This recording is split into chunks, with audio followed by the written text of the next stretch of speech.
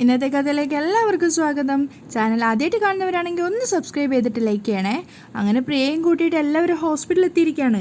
വിനോദ് അവിടെ നിന്ന് ഒളിച്ചോടി പോയിട്ടുണ്ടായിരുന്നു. ഗോവിന്ദും ഗീതും രേഖയും ഒക്കെ മാറി മാറി പ്രിയ വിളിച്ചുകൊണ്ട് പോവുകയാണ്. കാരണം പ്രിയ സ്ട്രക്ചറിൽ വലിച്ചുകൊണ്ടാണ്. പിന്നാലെ തന്നെ അയ്യപ്പേട്ടനും ഒക്കെ ഉണ്ടായിരുന്നു. എല്ലാവരും പറയുന്നുണ്ട്, പ്രിയമോളെ കണ്ണ് തുറക്കും മോളെ, പ്രിയമോളെ എഴുന്നേക്കും മോളെ. ഗോവിന്ദനാണെങ്കിൽ അവൻ്റെ തന്നെ ജീവൻ പറഞ്ഞു പോകുന്നത് പോലെയാണ് തോന്നുന്നത്. കാരണം പ്രിയ ആണെങ്കിലും ഗീതു ആണെങ്കിലും രഞ്ജു ആണെങ്കിലും ഒക്കെ അവൻ്റെ ഹൃദയത്തിനകത്ത് അത്രത്തോളം ആഴത്തിൽ പതിഞ്ഞ ആൾക്കാരാണ്. ഗീതുവും രേഖയൊക്കെ മാറി മാറി വിളിച്ചിട്ടും പ്രിയ കണ്ണുപോലും തുറക്കുന്നില്ല. അവസാനം എമർജൻസി റൂമിലേക്ക് പ്രിയയെ കയറ്റുകയാണ്. എല്ലാവരും ഒന്നിച്ച് അതിനകത്തേക്ക് പോകുന്നുണ്ടായിരുന്നു. ഗോവിന്ദ് ഒരു ചെറിയ കുട്ടിയെ പോലെ ആ എമർജൻസി റൂമിനകത്തുള്ള ഡോക്ടറെ അടുത്തേക്ക് ഓടി വരികയാണ്. ഡോക്ടറെ എൻ്റെ അനിയത്തി വീണു, ഒന്ന് നോക്ക് ഡോക്ടറെ. ആ സമയത്ത് സ്ട്രക്ചർ വലിച്ചുകൊണ്ട് വരുന്ന ഗീതുവിനോടും ബാക്കിയുള്ളവരോടും ഗോവിന്ദ് ദേഷ്യത്തോടെ പറയാണ്, നിങ്ങൾ എന്തിനാ അവിടെ തന്നെ നിൽക്കുന്നത്? ഇങ്ങോട്ടേക്ക് കൂട്ടിക്കൊണ്ട് വാ, എല്ലാത്തിനും ഞാൻ തന്നെ വരണം എന്ന് പറഞ്ഞാൽ വല്ലാത്ത കഷ്ടമാണ്. ഗോവിന്ദിൻ്റെ വെപ്രാളവും പരവേശമൊക്കെ കണ്ടിട്ട് ഡോക്ടർ അങ്ങോട്ടേക്ക് വരുന്നുണ്ട്. ഡ്യൂട്ടി ഡോക്ടറാണ്. അപ്പോൾ അയാൾ ഗോവിന്ദിനോട് ചോദിക്കുന്നുണ്ട്, ഈ കുട്ടിക്ക് എന്താ പറ്റിയേ? അതൊക്കെ പിന്നെ പറയാം ഡോക്ടറെ, ഒന്ന് നോക്ക്. അതിനിടയിൽ എന്താ പറ്റിയേ എനിക്കറിയില്ല. അപ്പോൾ ഗീതു പറഞ്ഞു കൊടുക്കുന്നുണ്ട്, സ്റ്റെയർ കേസിൽ നിന്ന് വീണതാ ഡോക്ടറെ, ഡെലിവറിക്ക് ഇനി 2 ആഴ്ച കൂടിയേ ഉള്ളൂ. അപ്പോൾ രേഖയും കരഞ്ഞുകൊണ്ട് പറയാണ്, വീണപ്പം ബ്ലീഡിങ് ഉണ്ടായിരുന്നു. അപ്പോൾ ഗോവിന്ദ് അവരോട് ദേഷ്യപ്പെടുകയാണ്, ഇതൊക്കെ സംസാരിച്ച് സമയം കളയണോ? ഡോക്ടർ ആദ്യം ഒന്ന് പരിശോധിക്ക്. അപ്പോഴേക്കും അയ്യപ്പേട്ടനും അതിനകത്തേക്ക് കയറി വരികയാണ്. അങ്ങനെ ഡോക്ടർ വിശദമായിട്ട് പ്രിയ പരിശോധിക്കുന്നുണ്ട്. അവളുടെ പൾസും ഹാർട്ട് ബീറ്റും അങ്ങനെ എല്ലാ കാര്യങ്ങളും പരിശോധിക്കുന്നുണ്ട്. അപ്പോഴൊന്നും ഡോക്ടറുടെ മുഖത്ത് ഒരു തെളിച്ചവും ഇല്ല. കരഞ്ഞുകൊണ്ട് ഗോവിന്ദ് ഇങ്ങനെ ഓരോന്ന് പിറുപിറുത്തോണ്ടിരിക്കുകയാണ്. എൻ്റെ മോൾക്ക് എക്സ്റേയും സ്കാനിങ്ങും എല്ലാം എടുക്കണം. നെഞ്ചിടിച്ചാണ് വീണത്, ഹാർട്ടിന് ഒരു കുഴപ്പമില്ലാന്ന് ഉറപ്പ് വരുത്തണം. ആ സമയത്ത് ഡോക്ടർ നേഴ്സുമായിട്ട് സംസാരിച്ചുകൊണ്ടിരിക്കുകയാണ്. അപ്പോൾ ഗീതു പറയുന്നുണ്ട്, വേണ്ടതൊക്കെ അവർ ചെയ്തോളും, കണ്ണേട്ടൻ ഇങ്ങനെ ടെൻഷൻ അടിക്കല്ലേ. അപ്പോൾ ഗീതുവിനോട് ഗോവിന്ദ് തർക്കിക്കുകയാണ്, അങ്ങനെയൊന്നും അല്ല ഗീതു, നമ്മുടെ കുട്ടിയുടെ കാര്യം നമ്മൾ തന്നെ ഉറപ്പ് വരുത്തണം. ഫുൾ ബോഡി ചെക്ക് ചെയ്യണം. ഈ വീഴ്ച കൊണ്ട് ഭാവിയിൽ അവൾക്കൊരു കുഴപ്പം ഉണ്ടാവരുത്. ഗോവിന്ദ് കരഞ്ഞുകൊണ്ടാണ് സംസാരിക്കുന്നത്. അത് കേട്ടിട്ട് അയ്യപ്പേട്ടന് പോലും സഹിക്കാനാവുന്നുണ്ടായിരുന്നില്ല. അപ്പം ഡോക്ടർ ഗോവിന്ദിനോട് പറയാണ്, കുട്ടിക്ക് ചലനമുണ്ട്, ആ കാര്യത്തിൽ എന്ത് വേണമെന്ന് ഗൈനിക് സർജൻ തീരുമാനിക്കട്ടെ, അവരെ വിളിക്ക്. ഒരു നഴ്സിനോട് പറയാണ്. അപ്പം നഴ്സ് വേഗം പുറത്തേക്ക് പോവാണ്. അപ്പോൾ കരഞ്ഞുകൊണ്ട് ഗോവിന്ദ് പറയാണ്, അമ്മയ്ക്കും കുഞ്ഞിനും ഒരാപത്തും വരരുത് സർ. ആ സമയത്ത് വീണ്ടും പ്രിയയുടെ പൾസ് ഒന്നുകൂടെ നോക്കിയതിന് ശേഷം ഡോക്ടർ ഉറപ്പ് വരുത്തുകയാണ്. എന്നിട്ട് ഗോവിന്ദിനോട് പറയുന്നുണ്ട്, sorry sir, mother is no more. അത് കേട്ടത് ഗോവിന്ദും അതുപോലെ ബാക്കിയുള്ള എല്ലാവരും ഞെട്ടിത്തെറിച്ച് ഷോക്കേറ്റതുപോലെയാണ് നിൽക്കുന്നത്. ഗോവിന്ദിന് അവൻ്റെ ഹൃദയം നിലയ്ക്കുന്നത് പോലെയാണ് തോന്നുന്നത്. ആ സമയത്ത് അവൻ്റെ മനസ്സിൽ വരുന്നത് അവസാനമായിട്ട് അവൻ്റെ അച്ഛൻ പറഞ്ഞ വാക്കുകളാണ്, ഞാൻ അവസാനിച്ചാലും എൻ്റെ പ്രാണനായി നിന്നോടൊപ്പം ഒരു ജീവൻ ഉണ്ടാവും. ആ ജീവനാണ് ഇപ്പോൾ ജീവനറ്റ് കിടക്കുന്നത്. അത് ഗോവിന്ദിന് സഹിക്കാവുന്നതിലേറെയായിരുന്നു. അന്ന് അച്ഛൻ പറഞ്ഞിട്ടുണ്ടായിരുന്നു, അതിന് ഈ ഭൂമിയിൽ വേണ്ടത് നിൻ്റെ സ്നേഹം മാത്രമാണ്. അന്ന് ആദ്യമായിട്ട് പ്രിയമോളെ കയ്യിലേക്ക് വാങ്ങിച്ച നിമിഷമാണ് ഗോവിന്ദിന് ഓർമ്മ വരുന്നത്. ഒരു ചെറിയ ചോരക്കുഞ്ഞ്. ആ കുഞ്ഞിന് നീ കൊടുക്കേണ്ടത് ഒരച്ഛൻ്റെ സ്നേഹമാണ്, ഈ അച്ഛൻ്റെ സ്നേഹം എന്ന് പറഞ്ഞിട്ടാണ് അന്ന് അച്ഛൻ പൊട്ടിക്കരഞ്ഞിട്ടുണ്ടായിരുന്നത്. ആ മുഖവും പ്രിയമോളുടെ ഇപ്പോഴത്തെ മുഖവും ആ ഒരു ചെറിയ ചോരക്കുഞ്ഞിൻ്റെ മുഖമാണ് ഗോവിന്ദിൻ്റെ മനസ്സിലപ്പോൾ വന്നുകൊണ്ടിരുന്നത്. ഗോവിന്ദിന് അവനെ നിയന്ത്രിച്ച് നിർത്താനായിട്ടുണ്ടായിരുന്നില്ല. അതുകൊണ്ട് തന്നെ പിന്നോട്ട് വേച്ചുപോയി ഗോവിന്ദ് അവിടെ വീഴുകയാണ്. മരവിച്ച് കിടക്കുന്ന പ്രിയമോളെ നോക്കിയിട്ട് പൊട്ടി കരയാണ് ഗീതുവും രേഖയും അയ്യപ്പേട്ടനും ഒക്കെ. കേട്ടത് വിശ്വസിക്കാൻ അവർക്ക് ആർക്കും തന്നെ സാധിക്കുന്നുണ്ടായിരുന്നില്ല.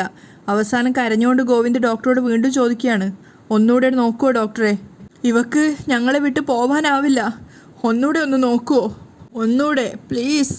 അപ്പോൾ ഡോക്ടർ പറയുന്നുണ്ട്, ഇനി പരിശോധിച്ചിട്ട് കാര്യമില്ല സാർ, ഹാർട്ട് ബീറ്റും പൾസും ഒന്നും കിട്ടുന്നില്ല. അപ്പോൾ ഗീതുവും രേഖയൊക്കെ പൊട്ടി കരയാണ്. മാറി മാറി പ്രിയമോളെ വിളിച്ച് കരഞ്ഞുകൊണ്ടേയിരിക്കുകയാണ് അവരെല്ലാവരും. അവസാനം സഹിക്കാൻ വയ്യാതെ ഗോവിന്ദ് പ്രിയയുടെ മുഖത്തിന് നേരെ തലവെച്ചിട്ട് കിടന്ന് കരയാണ്, പൊട്ടി കരയാണ്. ആ സമയത്താണ് ഗോവിന്ദിനെ ഞെട്ടിക്കുന്ന ഒരു കാര്യം ഉണ്ടായത്. കാരണം പ്രിയയുടെ ഹാർട്ട് ബീറ്റ് ഗോവിന്ദ് കേൾക്കുന്നുണ്ടായിരുന്നു. അവൻ പെട്ടെന്ന് തന്നെ ചാടി എഴുന്നേറ്റിട്ട് ഡോക്ടറോട് പറയാണ്, ഡോക്ടറെ, പ്രിയക്ക് ഹാർട്ട് ബീറ്റ് ഉണ്ട്. അത് കേട്ടതും ഗീതവും രേഖയൊക്കെ ഞെട്ടുകയാണ്. സന്തോഷമാണോ സ്റ്റക്കായതാണോ എന്ന് അറിയാത്ത അവസ്ഥയിലാണ് അവരൊക്കെ ഉള്ളത്. അപ്പോൾ ഡോക്ടർ പറയുന്നുണ്ട്, നോ, ദിസ് ഈസ് ഇമ്പോസിബിൾ, ഞാൻ സ്റ്റെത്ത് വെച്ച് പരിശോധിച്ചതാണ്. അപ്പോൾ ഗോവിന്ദ് കുട്ടികളെ പോലെ കരയാണ്, ഒന്നുകൂടെ നോക്ക് ഡോക്ടറെ, ഇവളുടെ നെഞ്ച് മിടിക്കുന്നത് ഞാൻ കേട്ടതാ, ഒന്നുകൂടെ ഒന്ന് നോക്ക് ഡോക്ടറെ. അപ്പോൾ ഡോക്ടർ പറയുന്നുണ്ട്, അത് സർ, അനിയത്തി മരിച്ചു എന്നുള്ള സത്യം സാറിന് ഇതുവരെ ഉൾക്കൊള്ളാനായിട്ടില്ല, അതുകൊണ്ട് ഇങ്ങനെയൊക്കെ തോന്നുന്നതാ. അപ്പോഴാണ് സീനിയർ ഡോക്ടർ അങ്ങോട്ടേക്ക് കയറി വരുന്നത്. അതായത് ഗൈനക്കിൻ്റെ ഡിപ്പാർട്ട്മെൻറ്റ് സീനിയർ ഡോക്ടർ. നേരത്തെ ജൂനിയർ ഡോക്ടർ പറഞ്ഞു വിട്ടിട്ടുണ്ടായിരുന്നല്ലോ. അങ്ങനെ അദ്ദേഹം അങ്ങോട്ടേക്ക് വരുമ്പോഴാണ് കേൾക്കുന്നത് ഗോവിന്ദ് ദേഷ്യത്തോടെ ഡ്യൂട്ടി ഡോക്ടറോട് പൊട്ടിത്തെറിക്കുകയാണ്, സ്റ്റെത്ത് വെച്ച് ഒരിക്കൽ കൂടി നോക്കാൻ നിങ്ങൾക്ക് എന്താ പ്രോബ്ലം? പ്രിയമോളുടെ ഹാർട്ട് ബീറ്റ് ഒന്നുകൂടെ കേട്ടു എന്ന് പറഞ്ഞപ്പോൾ വീണ്ടും ചെക്ക് ചെയ്യാതെ നിന്ന് കഥാപ്രസംഗം പറയുന്നതാണോ നിങ്ങളുടെ എത്തിക്സ്? അപ്പോഴേക്കും സീനിയർ ഡോക്ടർ അങ്ങോട്ടേക്ക് കയറി വരികയാണ്. അപ്പം അദ്ദേഹം സ്റ്റെതസ്കോപ്പ് വെച്ചുകൊണ്ടാണ് വരുന്നത്. അപ്പം ഗോവിന്ദ് അയാളോട് പറയുന്നുണ്ട്, പ്രിയമോളുടെ ഹാർട്ട് ബീറ്റ് ഞാൻ കേട്ടതാ. ഓക്കെ ഞാൻ നോക്കാമെന്ന് പറഞ്ഞിട്ട് അദ്ദേഹം നോക്കുകയാണ്. ഞാൻ കേട്ടതാ. ഗോവിന്ദ് ഇങ്ങനെ പിറുപിറുത്തോണ്ടിരിക്കുകയാണ്. അപ്പോഴേക്കും സീനിയർ ഡോക്ടർ നന്നായിട്ട് പരിശോധിക്കുന്നുണ്ട്. എന്നിട്ട് അദ്ദേഹം പറയാണ്, ഷീസ് അലൈവ്, ഹാർട്ട് ബീറ്റ് കിട്ടുന്നുണ്ട്. അദ്ദേഹത്തിൻ്റെ വാക്കുകൾ കേട്ടതും ശരിക്കും പറഞ്ഞു കഴിഞ്ഞാൽ ഒരു പുതിയ ജീവൻ കിട്ടിയ പ്രതീതി തന്നെയായിരുന്നു ഗോവിന്ദിനും ഗീതുവിനും രേഖയ്ക്കും അയ്യപ്പേട്ടനും ഒക്കെ. അതിനുശേഷം അദ്ദേഹം ജൂനിയർ ഡോക്ടറോട് പറയാണ്, വേഗം വെന്റിലേറ്ററിലേക്ക് ഷിഫ്റ്റ് ചെയ്യൂ.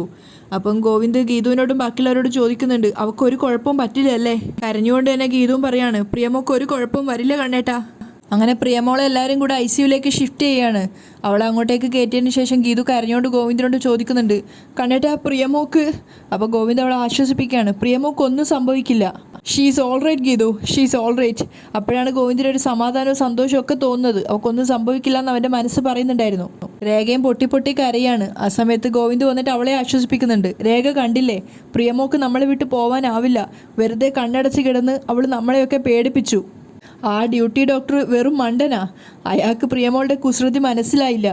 അവിടെ തളർന്നു നിൽക്കുന്ന അയ്യപ്പേട്ടൻ്റെ അടുത്ത് വന്നിട്ടും ഗോവിന്ദ് ചിരിച്ചുകൊണ്ടാണ് സംസാരിക്കുന്നത്. അയ്യപ്പേട്ട പ്രിയമോക്കൊന്നുമില്ല, പ്രിയമോക്ക് ഒരു കുഴപ്പമില്ല. പക്ഷേ ആ ഡോക്ടർ പേടിച്ചു പോയി. ഗോവിന്ദ് ഒക്കെ ചിരിച്ചുകൊണ്ടാണ് പറയുന്നത്. പക്ഷെ അവർക്കൊന്നും അതുപോലെ ഗോവിന്ദിനെ പോലെ ആ ഒരു സ്പിരിറ്റിൽ അത് എടുക്കാൻ പറ്റുന്നുണ്ടായിരുന്നില്ല. അപ്പോഴേക്കും വരുണും അങ്ങോട്ടേക്ക് വരുന്നുണ്ട്. അപ്പം അയ്യപ്പേട്ടൻ കരഞ്ഞുകൊണ്ട് ചോദിക്കുകയാണ്, കുഞ്ഞെ എന്താ ഇത്? ഏയ് ഒന്നുമില്ലെന്നേ. ഗോവിന്ദ് ചിരിച്ചുകൊണ്ടാണ് സംസാരിക്കുന്നത്. അതിനുശേഷം വരുണിൻ്റെ അരികിലേക്ക് പോവാണ്. ഡാ നീ കണ്ടില്ലേ, പ്രിയമോക്ക് എന്തെങ്കിലും കുഴപ്പമുണ്ടോ? എല്ലാം ശരിയാവും, ഒന്ന് ഉറങ്ങി എണീക്കുമ്പോഴേക്കും ശരിയാവും. വരുണിനെ ആശ്വസിപ്പിച്ചുകൊണ്ട് സ്വയം ഗോവിന്ദ് ആശ്വസിച്ചുകൊണ്ടേ ഇരിക്കുകയാണ്. ഗോവിന്ദിൻ്റെ സമനില തന്നെ തെറ്റിപ്പോയോ എന്നുള്ളത് എല്ലാവർക്കും പേടിയാവുന്നുണ്ട്. ആ സമയത്തും വരുണിൻ്റെ മുഖത്ത് ആകെ ഒരു പരിങ്ങലാണ്. അപ്പം ഗോവിന്ദ് ചോദിക്കുകയാണ്, രാധികാമ്മ എവിടെ? നമ്മുടെ കൂടെ വന്നില്ലേ? അപ്പം വരുണ് പറയുന്നുണ്ട്, അമ്മയ്ക്ക് BP വേരിയേഷൻ ഉണ്ടായി, നേഴ്സിംഗ് സ്റ്റേഷനിൽ ഇരുത്തിയിരിക്കുക. നീ പ്രിയക്ക് കുഴപ്പമൊന്നുമില്ല എന്ന് രാധികാമ്മയോട് പറയണം. അല്ല നീ പറഞ്ഞ രാധികാമ്മ വിശ്വസിക്കില്ല. ഞാൻ തന്നെ പറയണം. ഞാൻ പറഞ്ഞാലേ വിശ്വസിക്കൂ. ഞാൻ ഇപ്പം തന്നെ പോയിട്ട് പറഞ്ഞിട്ട് വരാം. ഗോവിന്ദ് ആകെ പതർച്ചയോടെയാണ് സംസാരിക്കുന്നത്. അപ്പോഴേക്കും ഗീതു ഓടി വന്ന് ഗോവിന്ദിൻ്റെ കയ്യിലേക്ക് പിടിക്കുകയാണ്. കണ്ണേട്ടനിപ്പോൾ എങ്ങോട്ടും പോവണ്ട. ഗീതു അങ്ങനെയല്ല, ഞാൻ രാധികാമ്മയോട് എങ്ങോട്ടും പോവണ്ട, ഇവിടെ ഇരിക്കുമെന്ന് പറഞ്ഞിട്ട് ഗോവിന്ദിനെ പിടിച്ച് അവിടെ ഇരുത്തുകയാണ്. ഞാൻ ഇരുന്നാൽ ശരിയാവില്ല ഗീതു. എന്തെങ്കിലും ആവശ്യമുണ്ടെങ്കിൽ ഡോക്ടർ നമ്മളെ വിളിക്കൂലേ? അപ്പം നമ്മൾ നോക്കണ്ടേ ഇവിടെ നിന്നിട്ട് പ്രിയമോളെ? വിളിച്ചാൽ അതിൻ്റെ ബാക്കി ഞാൻ നോക്കിക്കോളാം. കണ്ണേട്ടൻ ഇവിടെ ഇരിക്ക്. ഗീതു വീണ്ടും ഗോവിന്ദിനെ പിടിച്ച് അവിടെ ഇരുത്തുകയാണ്. പക്ഷേ ശരിക്കും പറഞ്ഞാൽ ഗോവിന്ദിൻ്റെ ആ ഒരു മനോനില തെറ്റിയ പോലെയാണ് ഗോവിന്ദ് പെരുമാറിക്കൊണ്ടിരിക്കുന്നത്. അപ്പോൾ ഗീതു അവനെ ആശ്വസിപ്പിക്കാൻ ശ്രമിക്കുന്നുണ്ട്. അവളുടെ കാര്യങ്ങളൊക്കെ ഞാൻ നോക്കിക്കോളാം, വിഷമിക്കാതെ ഇരിക്ക്. അപ്പോഴാണ് ഗോവിന്ദിന് ചെറുതായിട്ടൊരു ബോധം വരുന്നത് പോലെ തോന്നുന്നത്. അവനെ സ്വയം നിയന്ത്രിക്കാൻ പറ്റുന്നുണ്ടായിരുന്നില്ല. ഇങ്ങനെ കയ്യും കാലൊക്കെ വിറച്ചുകൊണ്ടേ ഇരിക്കുകയാണ്. എല്ലാവർക്കും ഗോവിന്ദിൻ്റെ ആ അവസ്ഥ കാണുന്ന സമയത്ത് ടെൻഷൻ ആവുന്നുണ്ടായിരുന്നു, പ്രത്യേകിച്ച് ഗീതുവിന്. അപ്പം പിന്നെ ഗോവിന്ദ് പറയാണ്, പ്രിയക്ക് കുഴപ്പമൊന്നുമില്ലെന്ന് രഞ്ജുവിനെ വിളിച്ച് പറയാം എന്ന് പറഞ്ഞ് ഫോൺ എടുക്കുകയാണ്. അപ്പോൾ ഗീതു പറയുന്നുണ്ട്, ഞാൻ പറഞ്ഞോളാം. ഇപ്പം തന്നെ പറയോ? ഗോവിന്ദ് ചോദിക്കുകയാണ്. പറയാം, ഇപ്പം തന്നെ പറയാം. ഗീതു കരഞ്ഞുകൊണ്ടാണ് സംസാരിക്കുന്നത്. അപ്പോൾ ഗോവിന്ദും പറയുന്നുണ്ട്, എങ്കിൽ പറ.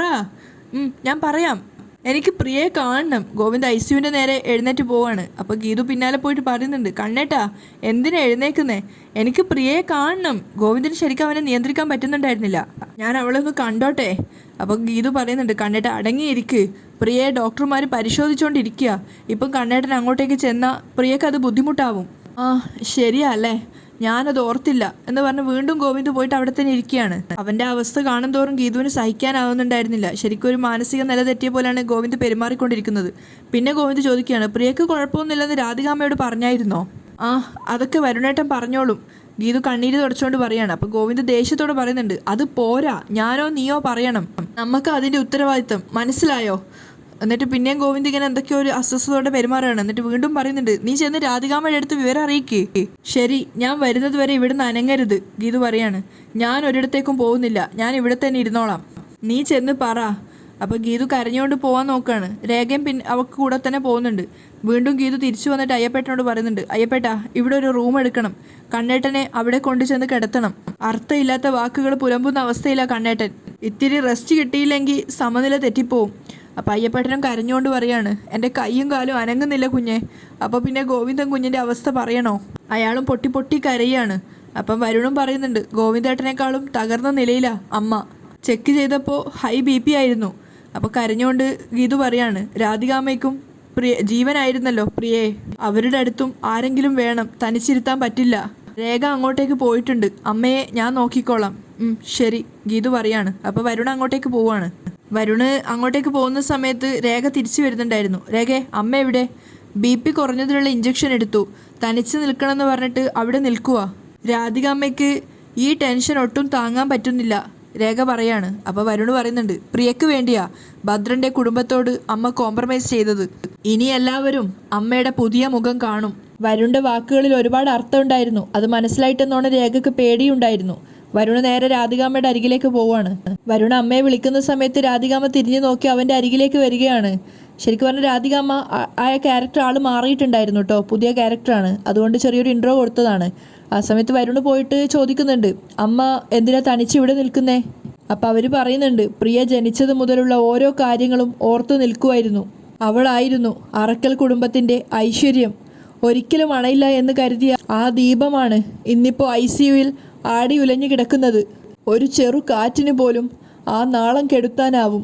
അവർ വികാരാധീനയായി പ്രിയയെക്കുറിച്ച് സംസാരിക്കുന്നത് കേട്ട് നിൽക്കുകയാണ് വരുണ്. ആ സമയത്ത് ICUവിനകത്ത് ക്രിട്ടിക്കൽ സ്റ്റേജിലാണ് പ്രിയ ഉണ്ടായിരുന്നത്, ഓക്സിജൻ മാസ്ക് ഒക്കെ വെച്ചിട്ട്. പുറത്താണെങ്കിൽ സഹിക്കാനാവാത്ത ദുഃഖഭാരത്താൽ കരഞ്ഞു തളർന്നിരിക്കുകയാണ് ഗോവിന്ദും ഗീതുവും അയ്യപ്പേട്ടനും എല്ലാം. രാധികയുടെ മനസ്സിൽ ആ സമയത്തും പ്രിയ ആ സ്റ്റെപ്പിൽ നിന്നും വീണത് തന്നെയാണ് ഓർമ്മ വരുന്നത്. അത് കഴിഞ്ഞ് അവർ വരുണിനോട് പറയുന്നുണ്ട്, പ്രിയക്ക് വേണ്ടിയാ കുറച്ചു കാലത്തേക്കെങ്കിലും ഞാൻ പലതും മറന്ന് പഴയ രാധികയല്ലാതെ ജീവിച്ചത്. പക്ഷേ എൻ്റെ മനസ്സ് തകിടം മറിഞ്ഞ ദിവസമാ ഇന്ന്. അവരുടെ മുഖത്ത് അവർ നടത്താൻ വേണ്ടി പോകുന്ന ഒരു പകയുടെ കണക്ക് തന്നെ ഉണ്ടായിരുന്നു. അവിടെയാണ് ഇന്നത്തെ എപ്പിസോഡ് വൈൻഡപ്പ് ചെയ്യുന്നത്.